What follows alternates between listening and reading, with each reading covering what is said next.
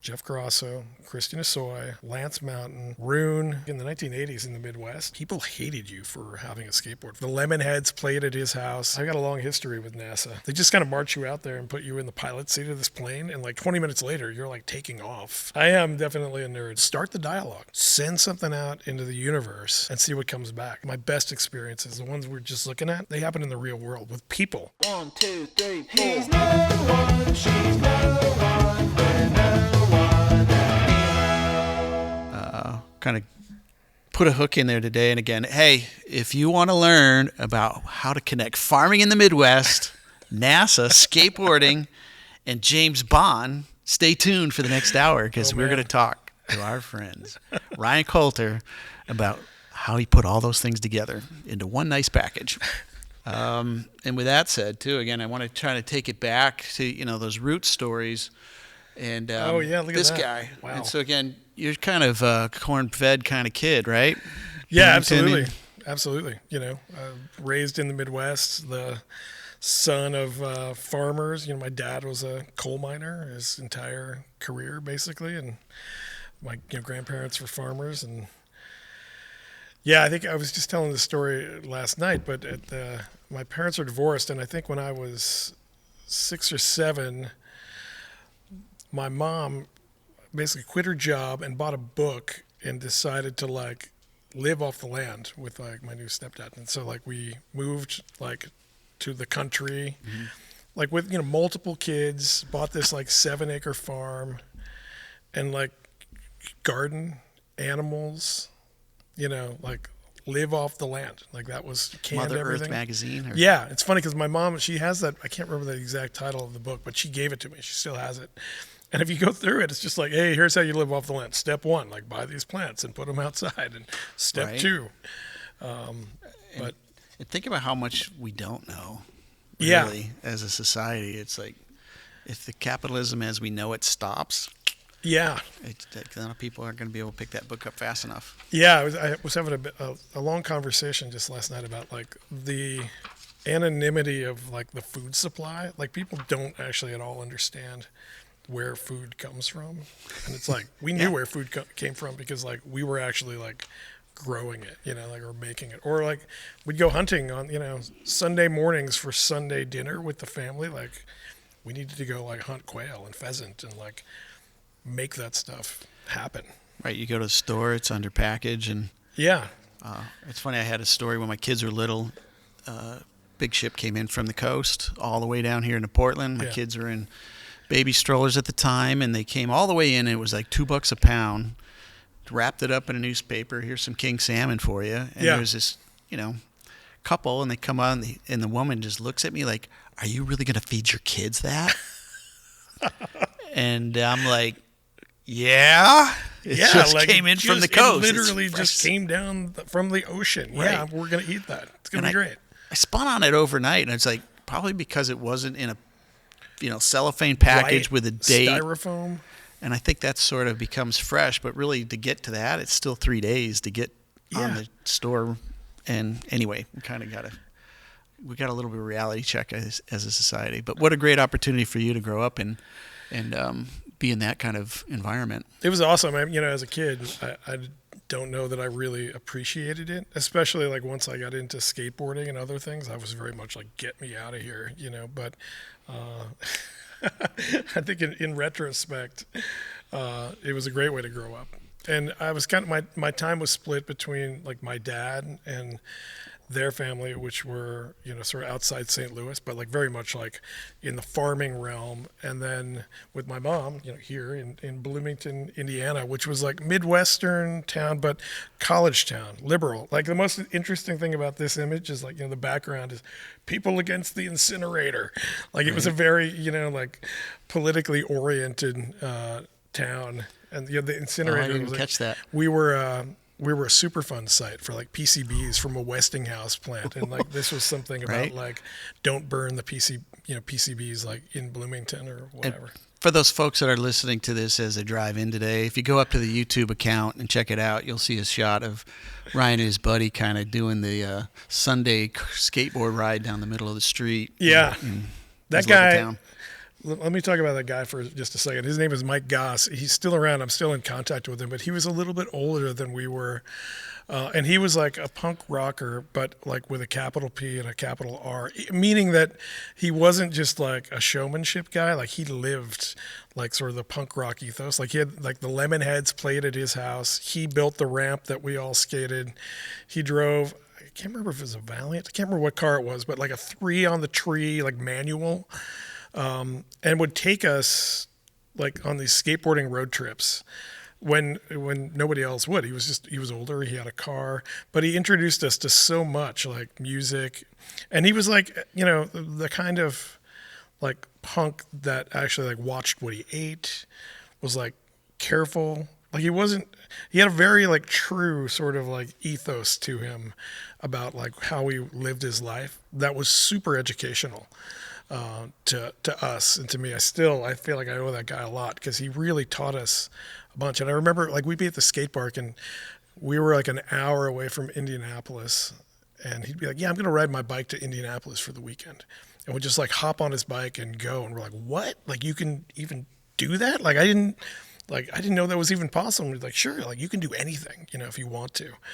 But he was a great guy. He was like, he really unlocked a lot of stuff for kids that were like a little bit younger. And, you know, in those, when you're kind of those ages, a 3 or 4 year age gap is a big gap. So he was like always like kind of at the forefront, like helping us kind of see the world. Yeah. Well, that ties into, you know, all the things that are sideways in your life, and that DNA, and it's starting right there of just trying to be different, entrepreneurial, and make your own way. And I think that's what we kind of learn from the sideways cultures. And up on the board right now, we've got you up on a vert doing a backside. You've got this pinball machine, kind of a Still fun have little a pinball shot, machine. and then obviously, you know, bald face is part of the DNA story, and we'll kind of get to that in a minute too. But tell me about how sideways thinking and skateboarding kind of help you grow and think differently. I mean, you know, I'm sure this story comes up a lot. I'm sure you've gone through this story with a lot of people, but skateboarding was one of those things that totally changed my life, like big time. I was not, you know, much to my dad's chagrin, at least, like not a natural athlete. I'm kind of ambidextrous, like I throw and catch with the same hand, and like there's all these things that like didn't make me a great baseball player or football player. And you know, I said earlier jokingly, but not, you know, like I never have been like a good natural athlete.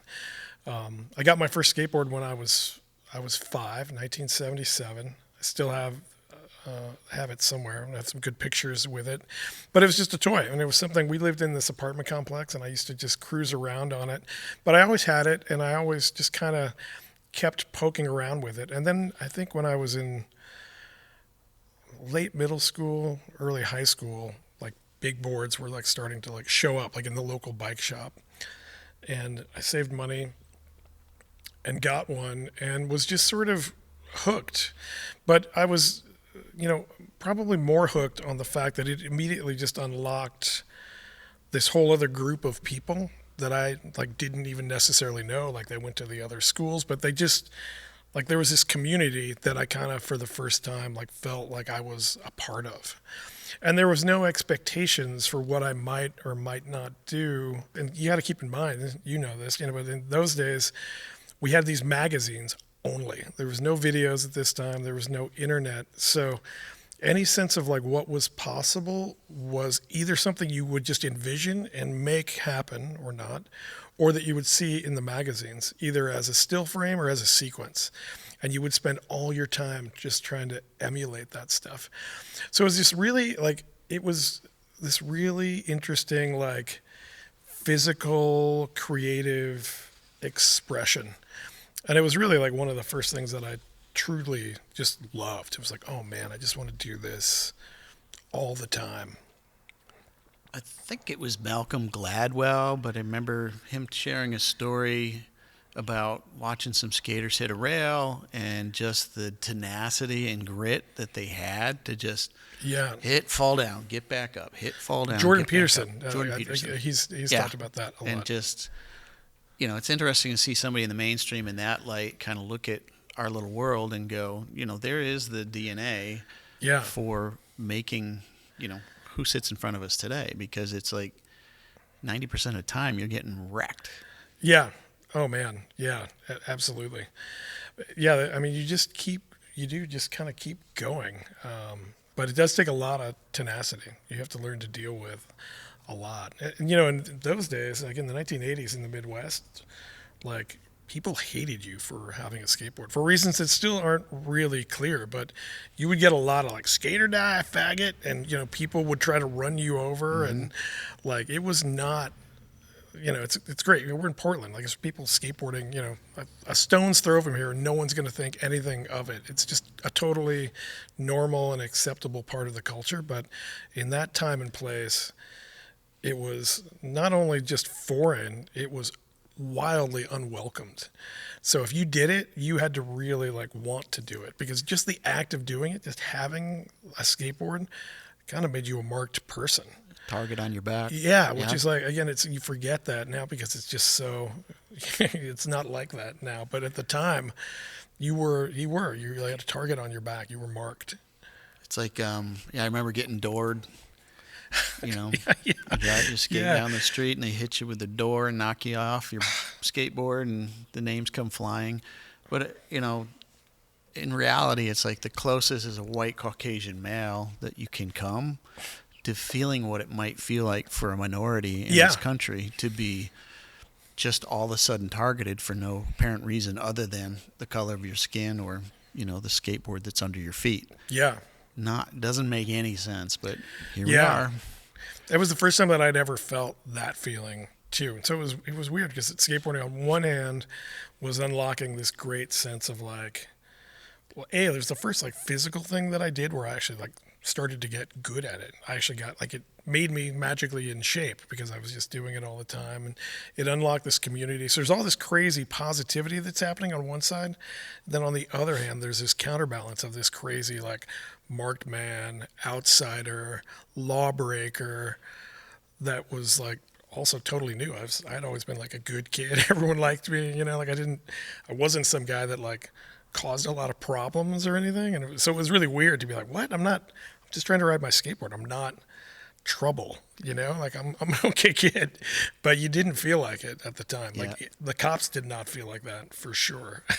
And they kind hated of us. transitioned into snowboarding eras as well, where, one of my, when did you get certified as a? No, we didn't even I was a little maybe before you on that one, but I was certifying people. I got certified by Mark Heingartner out at Stratton, and then I was a snowboard instructor at Toggenburg, and then I just remember like helping this gal with her bindings. You're down and she's looking over my shoulder like Godzilla's coming. I turn around and there's this dentist-looking dude with a ski pole ready to take me out, and you're like, "What are you doing, dude?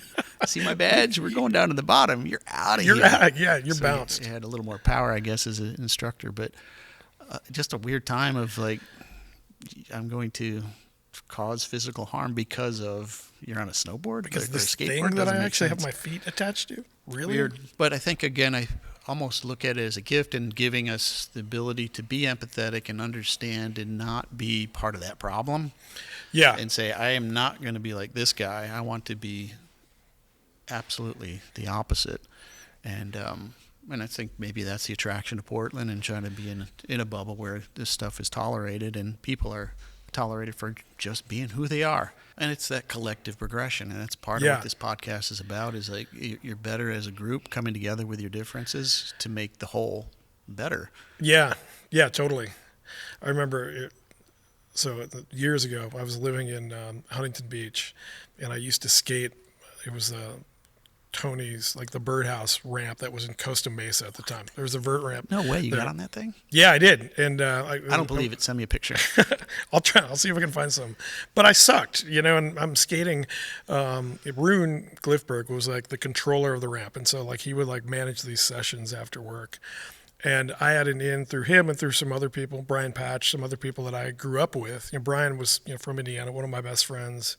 Moved to California to become a pro skateboarder, and used that to open the door for a bunch of us, like, come out, do this stuff. And so I was out there to kind of hang with Brian and actually, meet your heroes and do some of that stuff. And so one night I go to the ramp with these guys, and I think it's just me and Brian kind of in my crew, but it's Jeff Grosso, Christian Asoy, Lance Mountain, Rune, and a couple other people, but that's it. And these guys are amazing, right? They're some of the best in the world, and I'm terrible in relative terms. I'm horrible. And I was super intimidated, right, as one might be. And so you do the thing where you kind of pace the deck and, let your heart race and you get all padded up and just kind of waiting for your in. And so I finally drop in, and I think I was working just on like standard backside airs on the ramp at that time. And I didn't make the first one, but I kept working on it. And like I finally make it, and the crew, they go wild, right? Yeah. And it's like, it's the same night. And it's funny, I was on this tour with Lance Mountain this last summer that I was telling you about, but he was at that session, and he was working on like a frontside less twist. And so he had a thing he was working on. I had a thing that I was working on. Everyone was there working on stuff. And, they celebrated my little victory just in the same way that we all celebrated Lance's. Like it was all totally at parity, because that's what you do. The collective, everyone's coming up together. And I remember just being like, wow, what a special thing. It's not always like that. And Lance and I actually got to talk about it this last summer. And again, I hadn't seen him in that context in like 20, 30 years or whatever. But he remembered it. He remembered that session completely. He was like, was I working on this? And I was like, yeah. I was like, yeah, I totally remember that session. I remember you. But we were all there like working on it. And I remember just being like, man, it is really cool to be a part of the community that's like, everyone knows like where they are, and you're all just trying to help each other go a little bit higher. And you can do that with your energy, with your words, through any of the tools you have. But we did it. And I remember just being like, man, that is so cool. It was really special. It was burned in my brain, because it was just like, it doesn't matter who these guys are at this moment. We're just skateboarding together and doing what skateboarders do. And speaking of reaching for the sky and anti-gravity, on the screen right now is a big NASA logo. Oh, yeah. I've got a long history with NASA. The fundamental things that to get rolling on this is that, I grew up in Bloomington, like I talked about. In the next town over, basically, Mitchell, Indiana, a couple of towns away. That's where Gus Grissom is from. Who's Gus Grissom? So he was one of the Mercury 7 astronauts, one of the very first astronauts ever, literally one of the first 7 astronauts who flew Mercury missions and Gemini missions. But, again, in the 1970s, there was an astronaut from Indiana, full stop. And that was a big deal, because, we grew up in the cornfields and again, around coal mining and this whole other thing. And so this idea that you could literally have a person go to space who was from your area was a wildly important thing for me as a kid. And if you come to my house, I don't know if you know Ben Huckey, artist, a BMX guy, but a local guy. But I commissioned him years ago to do this really huge, beautiful Gus Grissom portrait that's like massive and framed in a frame, and it hangs over my fireplace, because it's like, that's the guy that was like, you can go anywhere. You can go to space. You can be from right here and go anywhere. And that was like super important to me as a kid. And so, again, in a pre-internet world, I was super into this idea of space. And, maybe before skateboarding, it was a thing that I was really interested in. And we had an Apple IIe computer. You must have been rich. Yeah, I know. And it's really weird. I don't know. Again, I have to, I have a lot to credit my mom for here, because she lives here. She's in Laco. She's still like one of my best friends. But she was such an interesting person, because she would do things like quit her, banking CPA job to like live off the land and like basically like put us into poverty in so doing, but also know that we should have a computer. I want my kids to have this. It's going to be important. And so she would do that. And so she and I would sit around and like I would go to the library and like research what are all of the NASA facilities. And you could find that like in books at the time, like the addresses were in encyclopedias and things. And we would write these form letters. I would write them, type them up. There was like, "Dear Sir, Madam," or, "My name is Ryan Coulter. I'm 8 years old. I'm in Bloomington, Indiana. Please send me whatever materials that you have about this." And, we would mail them, and my mom would help me do that. And then, 3 weeks to a month later, the things would start coming back. And the post person would come with like one of those big like fiberglass bins just filled with these like 8.5 by 11 manila envelopes from NASA. And they're all filled with like autographed, astronaut lithographs and documents and flyers. And it was just crazy. Like you could just throw something out there into the world and like you would get something back. And I was like, wow, it was, Michael Jagger is someone that you and I both, I think, have, very fond, memories of. And, he always talks about how hello is the most important word, in the English language or in any language, because you start the dialogue. And it was really this amazing exercise for me. And like, we'll start the dialogue, send something out into the universe and see what comes back. Because most people don't even do that. They're not like courageous enough or don't think that anything will happen. And you have to send a lot of them. You can't just count on like one working. Send a lot. And, my mom was like, don't send one, send them to all of these people and see what happens. But just a sense of possibility and exploration in it. I still think it's so, there's a lot of that in skateboarding. Like you're out exploring, you're finding a spot, you're going to go and, in Craig Stesick language, you're going to see things in a way that no one else has ever seen them. A parking block is to stop cars, but to you, it's this. It's a rail. It's a thing to slide, to grind.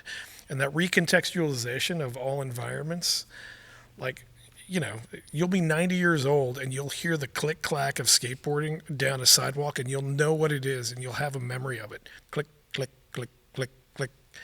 Like it's just burned in. Like you see and hear the world differently forever.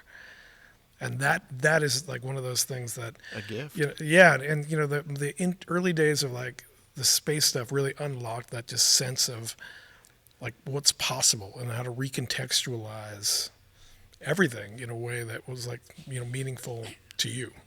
Isn't there an internship story here? The best story, the most full circle moment in all of that is that So as a kid, as part of this like outbound communication, via the newspaper, I remember this, there was like, "Hey, NASA is about to recruit another class of astronauts." And I was like, "Oh, cool." And again, I'm literally like 9 years old, I'm young.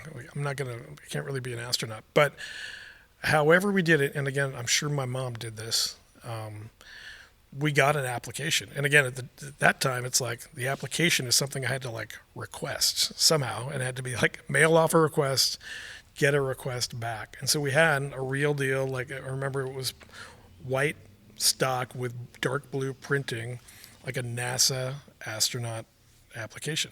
So my mom and I fill it out like to the best of our honest to God capabilities. Like what's your experience? Well, I'm like a fifth grader. I'm, whatever.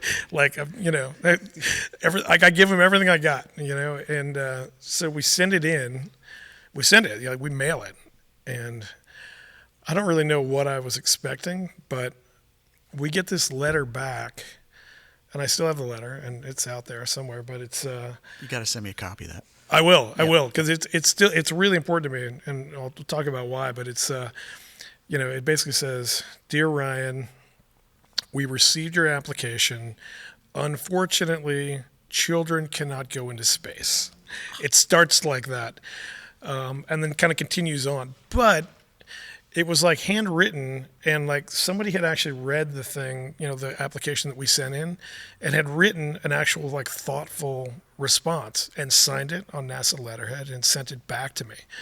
And so, first of all, like now I had like direct contact with somebody like in the like astronaut recruiting office. So I'm like, okay, cool. Well, I'll be back, Not discouraged. Yeah, exactly. I was like, okay. And I just thought, again, like just that idea of like, send an application, see what happens. Send it. No one else is going to send it. Send it and see what you get. So years later, and this is probably 10 years ago now, I had some friends that were doing this project with NASA, and they wanted some other people to come down and actually help out with this.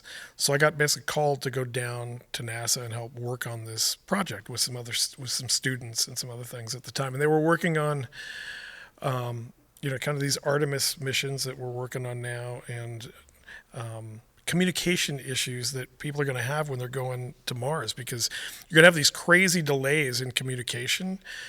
You're not going to be able to have like a real-time conversation like this back and forth. I'll have to like send you a packaged message and like wait 10 minutes, and you can send me one back.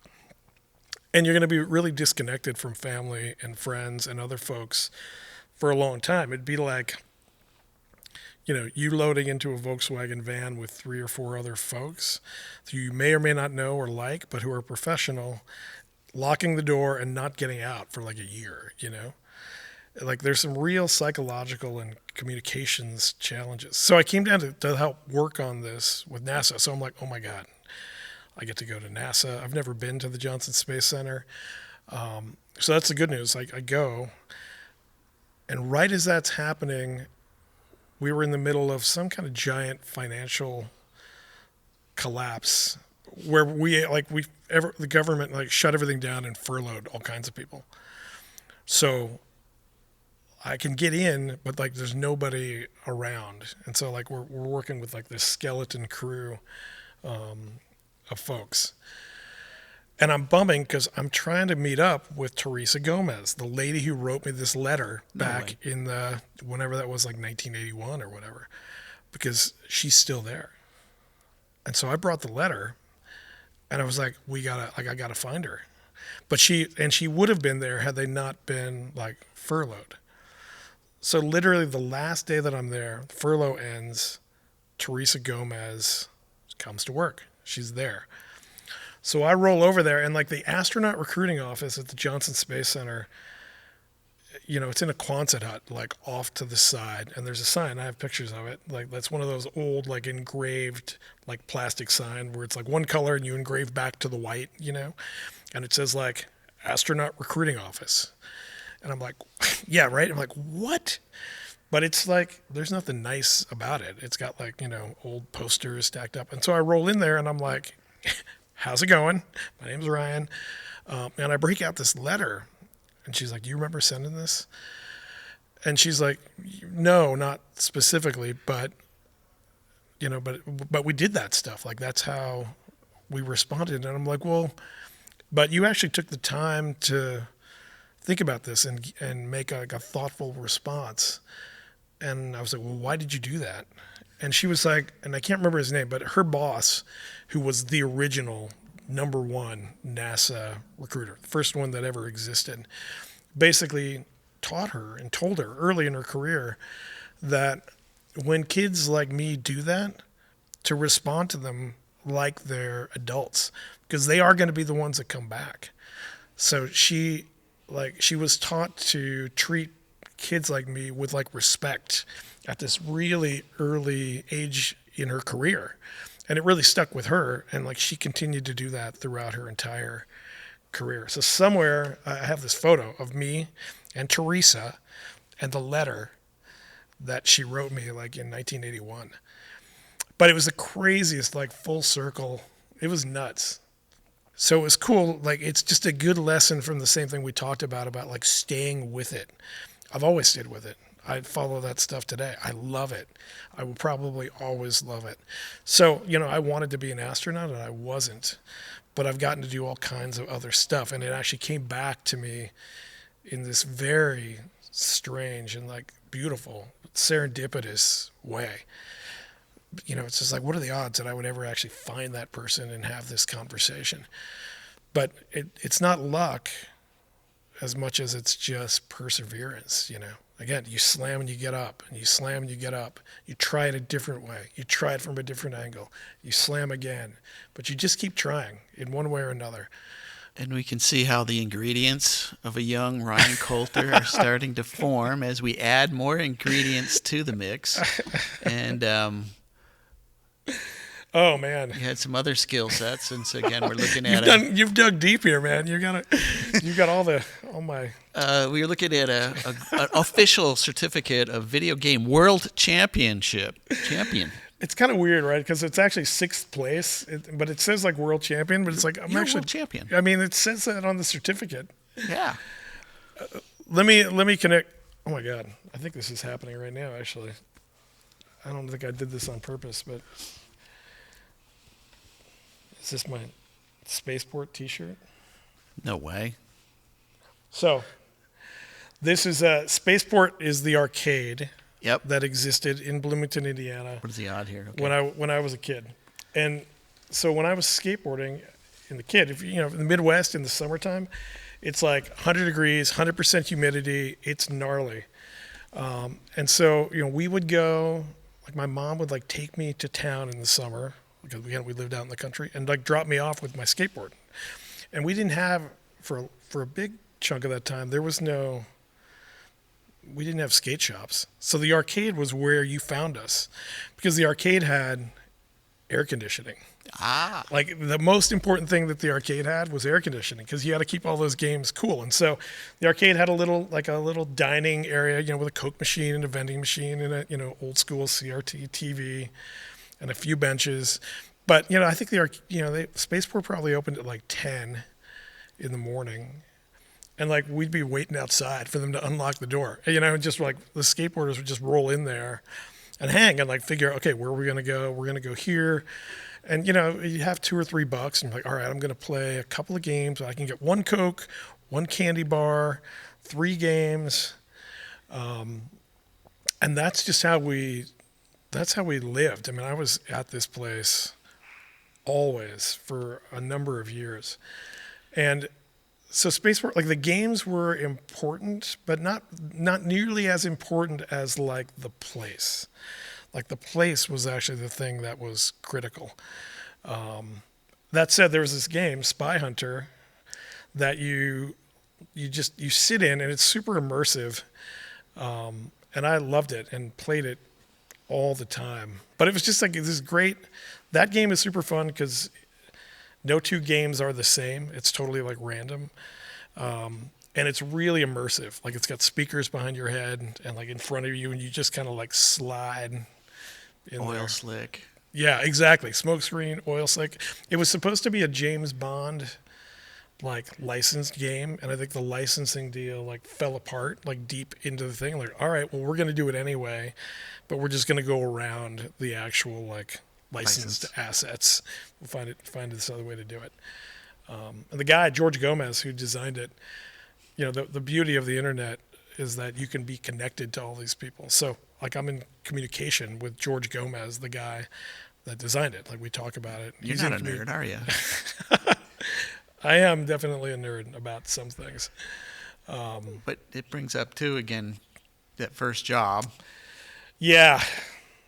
Yeah, it's funny. I mean... And we're looking at a picture here of Ryan with the Burton couple. That is Jake and maybe, I mean, in a world of photos that matter to me, beyond like my family photos, this is one of the best family photos. I mean, but one of the most meaningful photos ever for me.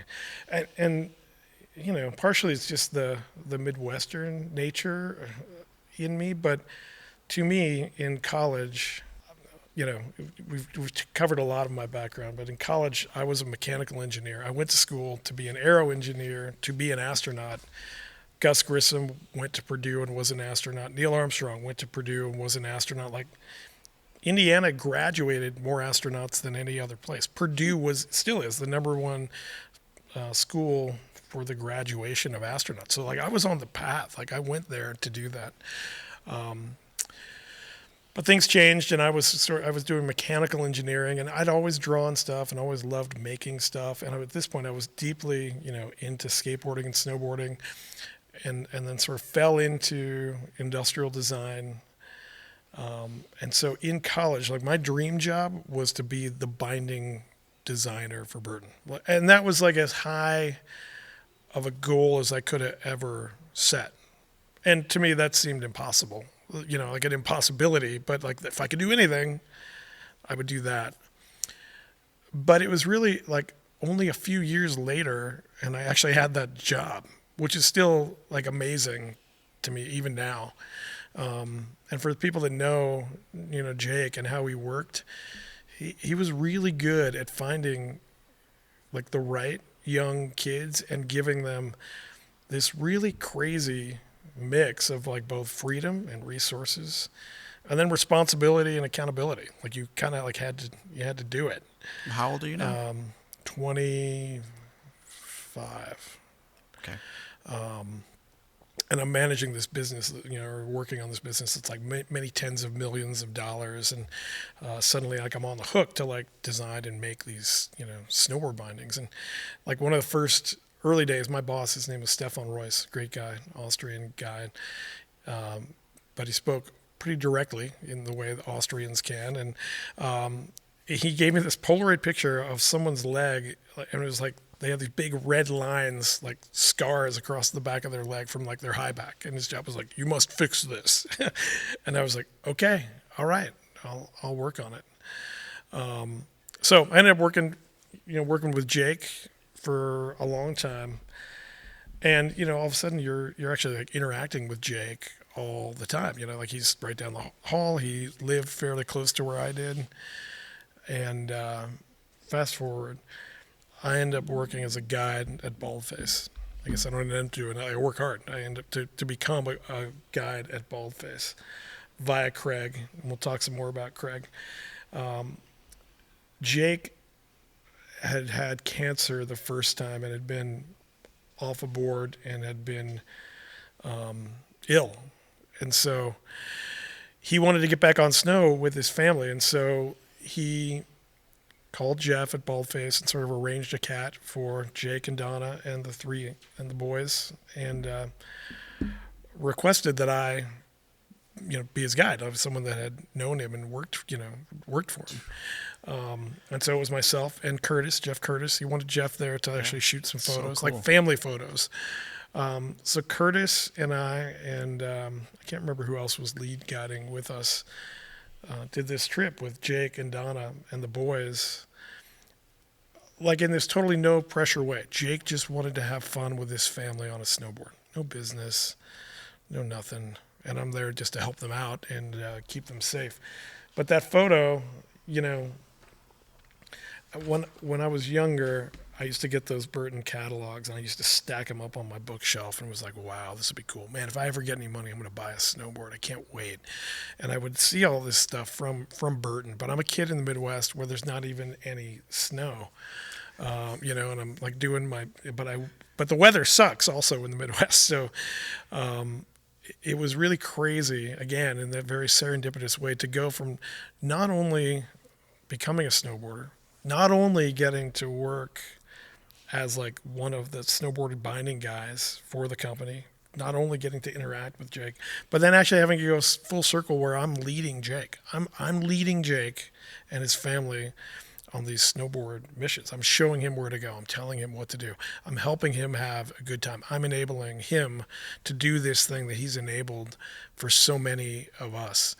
Like my interaction with Teresa Gomez, that was one of those moments where I'm like, I just can't believe it's actually come all the way around to this. I could have never predicted it, but I never stopped like pushing through the things that would stop me, And so next thing you know, I'm actually riding with Jake. Bam. It's great. I love those connections. It's amazing how that stuff works. So many of us, owe a lot, I think, to Jake. I mean, for lots of reasons, but for me, it's really just the fact that he created this opportunity for so many people to come in.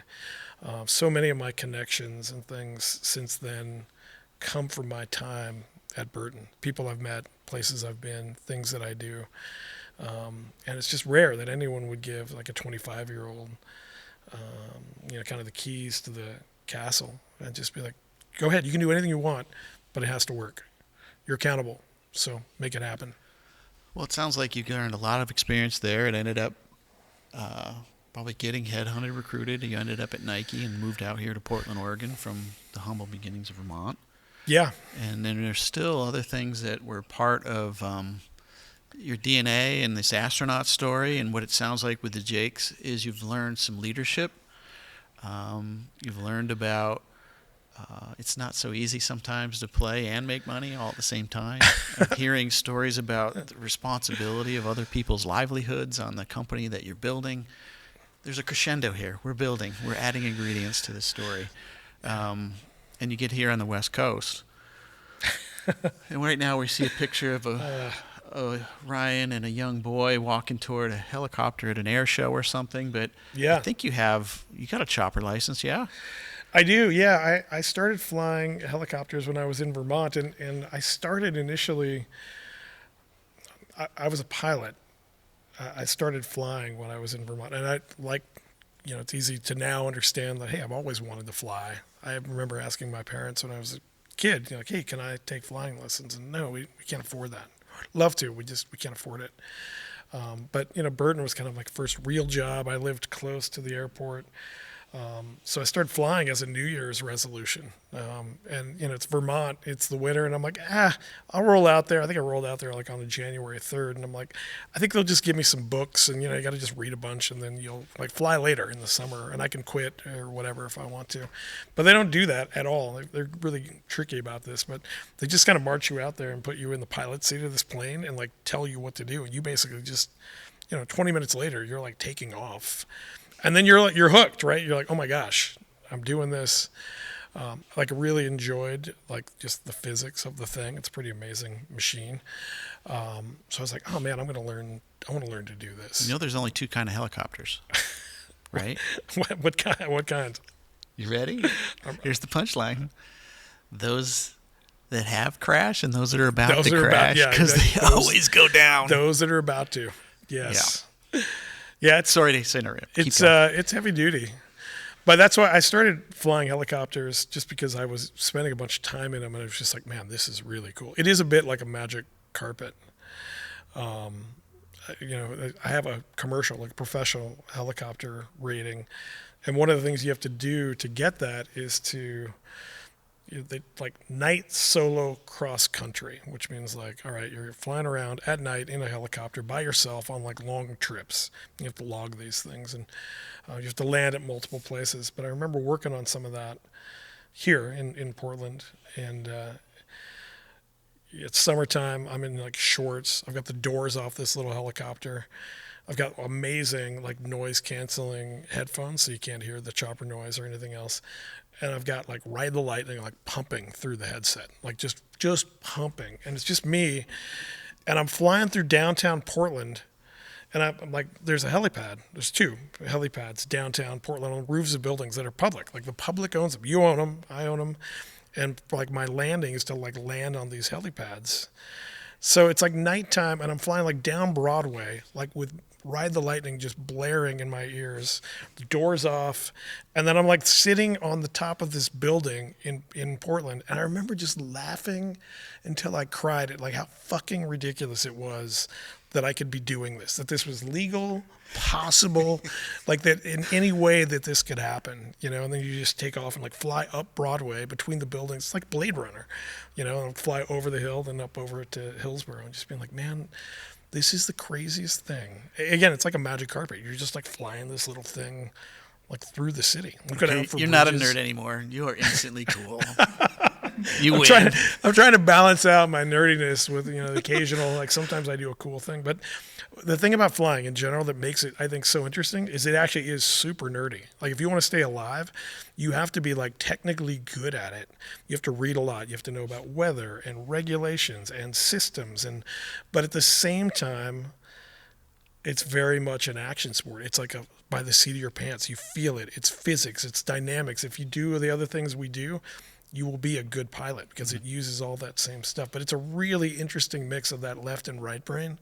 And there's pilots that are like more biased one way or the other. Like this guy's a great pilot, doesn't know anything about the regulations. Or this guy is a really technical pilot, but he's a little soft in the seat. Like he doesn't actually have quite the sense of it. Did you fly with Doyle at all in Vermont? I did, yeah. So like the Manlius first is best. Doyle. Yeah, Doyle. I mean, Doyle's an inspiration. 8 Ways to Sunday for me, and I worked very closely with Doyle. But before I actually, Doyle is partially responsible for me becoming a pilot because he gave me, rides in Vermont, and then that was before I started taking lessons. So yeah, Doyle. I talk to Doyle all the time. Talked to him, probably a week ago. Shout out.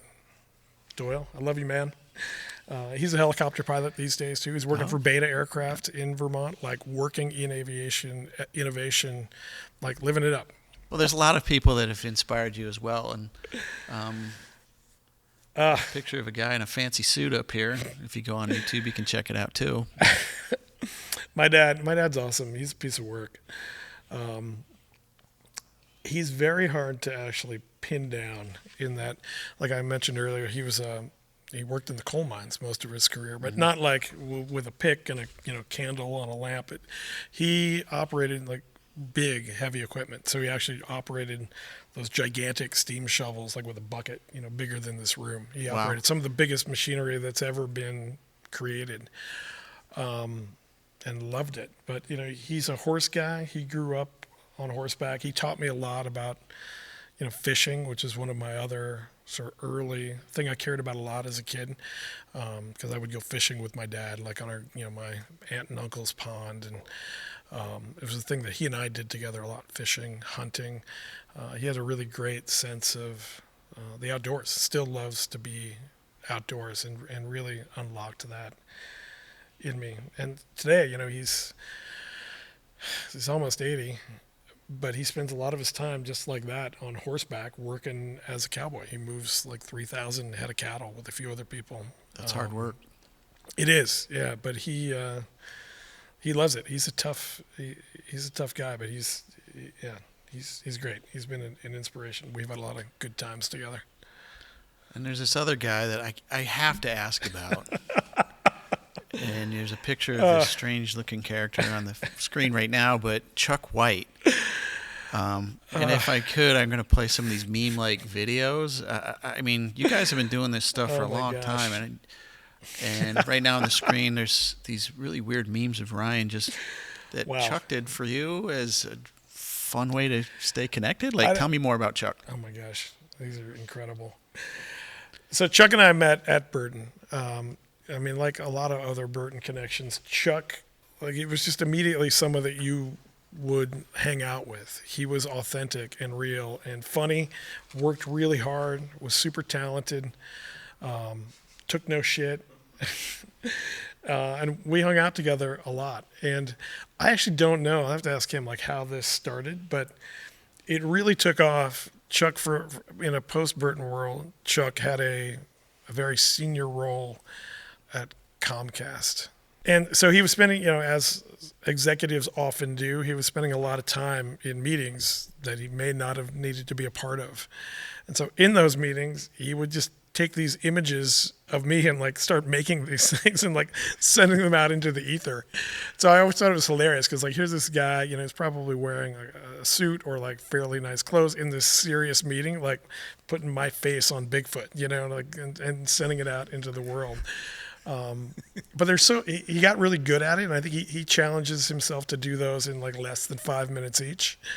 And he's just continued. So anytime I see him, whether I am willing or complicit or not, he like gets all like 360-degree headshots of me. So he's got like new fuel to make more of these. And I mean, there are hundreds and hundreds. And we've talked about like, dude, you should make a book of all those, but there's copyright issues.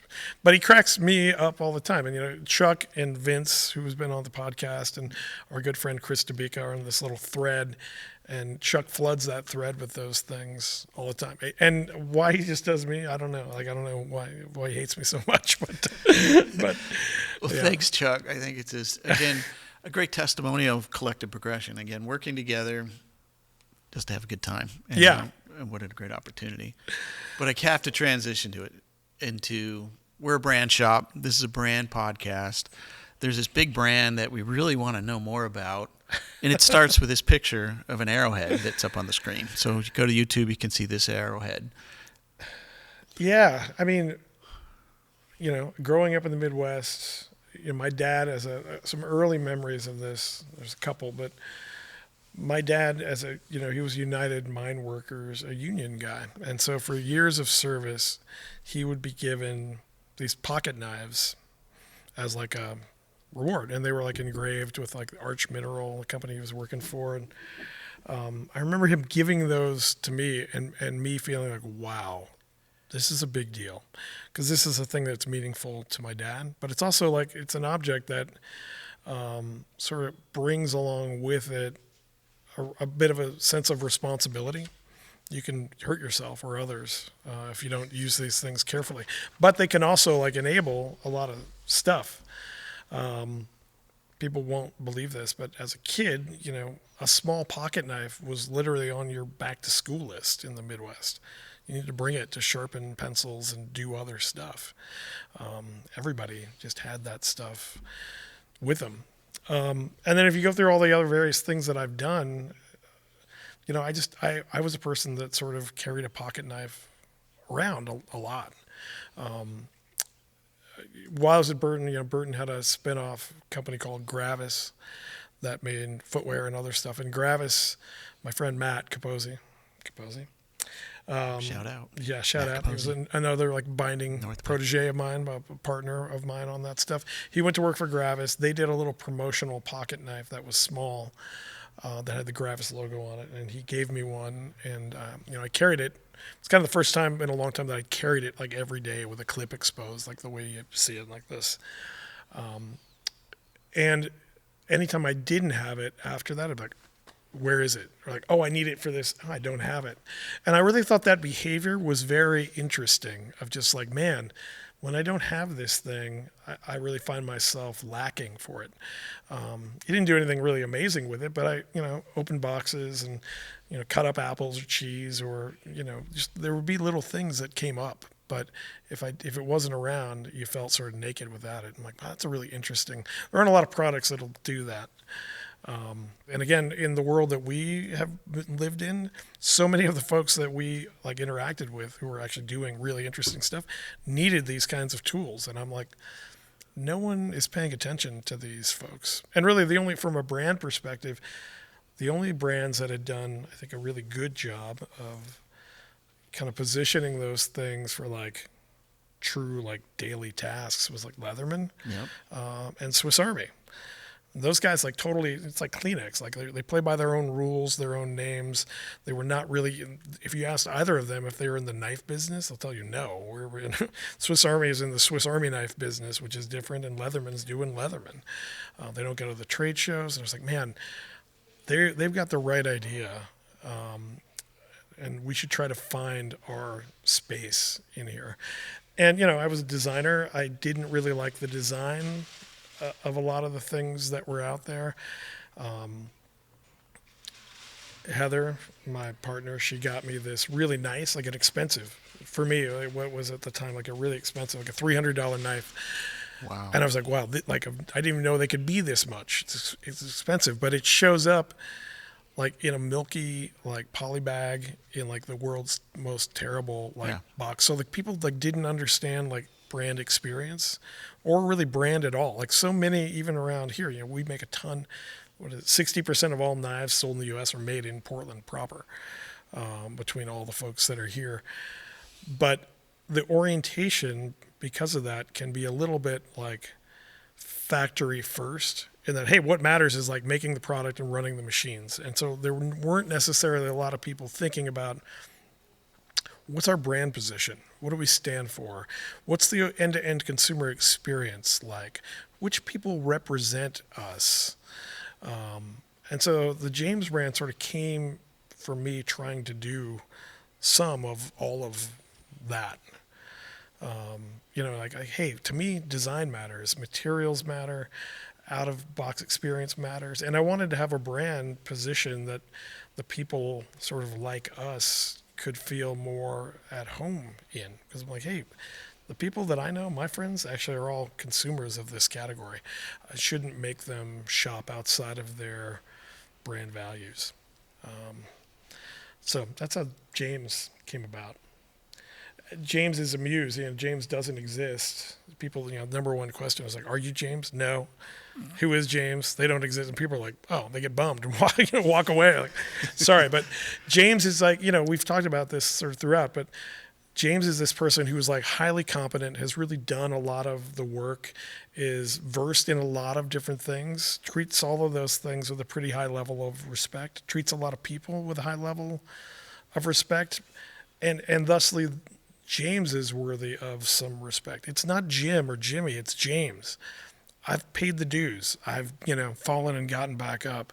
I've stayed on, the horse long enough to get competence in a lot of things, and I can move fairly seamlessly and empathetically, through multiple different environments. And, James Bond has got plenty of tropes and, potential cultural issues, but the character is always, portrayed as someone who is very competent in lots of things seamlessly. And I was like, man, that would be cool to be at least that good at so many things, where you can like win in a casino, slide out, get into a helicopter, fly over here, drive a motorcycle, parachute. I was like, man, that person, and do it all slick. Without, yeah, exactly. Spy hunter. Exactly, right? It all comes full circle, and do all that without like your heart accelerating too fast. So that's where James came from. I love him. There's a move now too in going into AI and digital, and there was something in your collateral that I read. It said some things will never go digital. Yeah, I mean, I think a knife is a really interesting object in that it's had this place in history as maybe not the first tool, but one of the first two or three, right? Like it's just a thing its one job is to divide other physical things.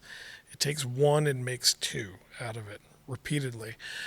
And that is not a thing that you're ever going to be able to just, simulate and throw into your phone. Like as long as you actually exist in the real world, you're going to need some of these things, a tool like a knife, to actually do things. And, I am more and more concerned with even my own addiction to my phone and my ability to get sucked away from these other things that I know that I truly love and just kind of like end up staring at this screen. But a knife is a thing that means you're in the real world. Like I'm actually doing something, whether that's whittling. And, I love it. My kid, we had a birthday party this summer, and my kid stood like over this rail and whittled. And what was he whittling? No one knows. He doesn't know. But he was just interacting with some physical things and feeling the feedback.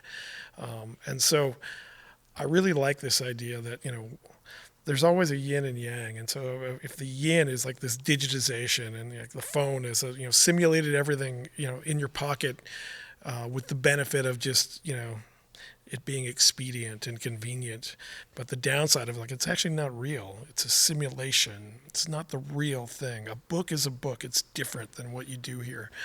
And so there's a brand level belief that I'm not anti-technology, clearly, but I want you to counterbalance that with doing things in the real world. My experiences, my best experiences, the ones we're just looking at, they happen in the real world with people. I go out and do things with other people. Collectively and have a great time. And that has made my life far better. And I think, especially with social media, the kinds of interactions we often have are actually corrosive. They're bad. They're not necessarily serving anybody. So there are some things, real interactions with people, real senses of community that actually happen in a true analog face-to-face sense. You and I sit here and have a conversation. This is a real thing that we're doing. We couldn't do this via text message. We have to do it together. That's one of the things our producer Nick wants to ensure with this podcast is we actually physically get together, because there's so many other cues that are happening that Zoom really doesn't allow for. Yeah, so it's a different thing to actually be face to face. I mean, people used to solve problems in times past in coffee shops. You would sit in a coffee shop with coffee and like have a conversation about leadership or politics or anything. And partially that's because you're in a real deal environment in the public where you wouldn't say anything to the other person that would get your ass kicked or have other people kick your ass. Like there's a level of like respect that being like in someone else's proximity demands. And it's sort of that blue zone kind of thinking right now. Everybody's trying to live more healthy, Mediterranean diets. But Yeah. I think what they forget about is what I visualized when you told that story was you got the old man in Italy. They're sitting on their corner playing checkers together. It's like that interaction and purpose for the people that we surround ourselves with actually adds to the quality and health of our life overall. Absolutely. Yeah, absolutely. So there's a bigger story here in the James brand than I thought when we walked into the room today. So where can we find you? How do we find Sleeping somewhere really tired. Is it sleeping and not passed out? Like Yeah, your buddies exactly. Yeah, these days at it's your just party? sleeping, not passed out. But you know, I mean, I'm here in Portland. We're at thejamesbrand.com, and that's the best place to sort of follow the work. I'm around on social media, although I'm totally in the middle of a social media news blackout right this minute. But you know, find me at the skate park. I'll still be there. You'll find me at the mountain. I'll be around. You'll find me flying around in the air on the weekends, hanging out with my kids. But you know, I love Portland. I love the Portland creative world. I always have.